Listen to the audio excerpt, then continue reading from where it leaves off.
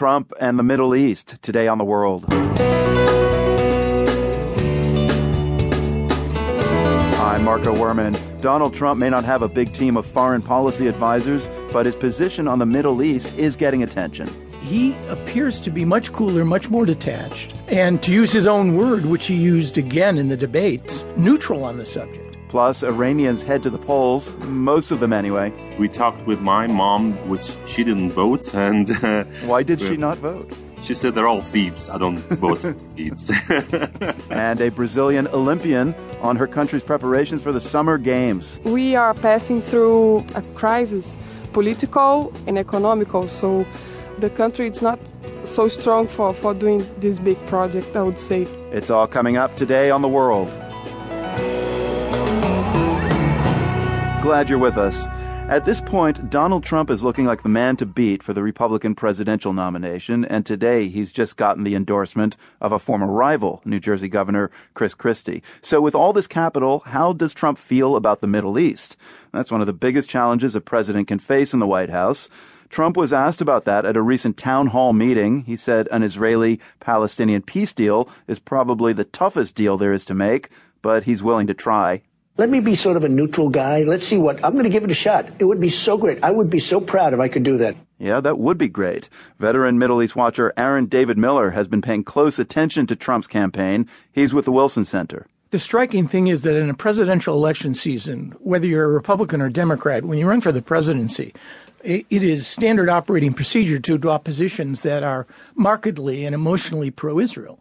And what is so unique and striking about Trump's positions is that he appears to be much cooler, much more detached, and to use his own word, which he used again in the debates, neutral on the subject. He was booed at the Republican National Jewish Coalition in December because he refused to take a position on moving the embassy to Jerusalem, which Cruz, Rubio, and Kasich have all pledged to do. He talked about his neutrality, and he's expressed repeatedly this sort of fascination and excitement with resolving the Israeli-Palestinian conflict, what an honor it would be, how difficult it would be.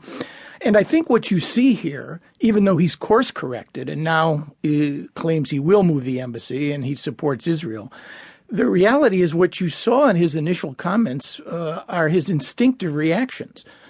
He considers himself the world's greatest negotiator, and he's expressed the view more than once that if you're going to be a mediator, and, I worked for half a dozen secretaries of state on this issue. On this, he happens to be correct. If you're going to be a mediator, you have to preserve a measure of credibility, whether it's neutrality or avoiding taking positions that would undermine the prospects of reaching a deal. He has managed to stake out, and he did so again in the debates, a position that seems much different than his Republican rivals. And I think it reflects, frankly, a certain degree of pragmatism and practicality when it comes to this particular issue. I mean, in that way, isn't he speaking in a manner that is very much Obama in action? There's no question about it. In fact, I tweeted out this morning that with a few revisions, Donald Trump could do nicely as Hillary Clinton's Secretary of State.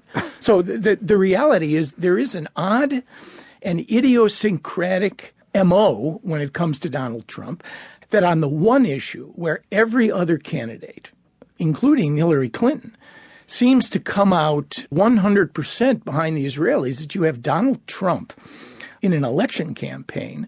You have him staking out this position, which is much more mainstream and frankly, much more in line with what previous American presidents have said and in essence done with respect to the Arab-Israeli issue. Why is he doing this, do you think?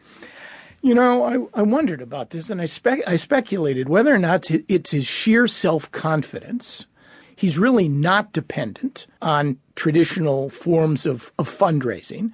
And he actually told the Republican National Jewish Coalition in December, most of you aren't going to vote for me anyway, he said.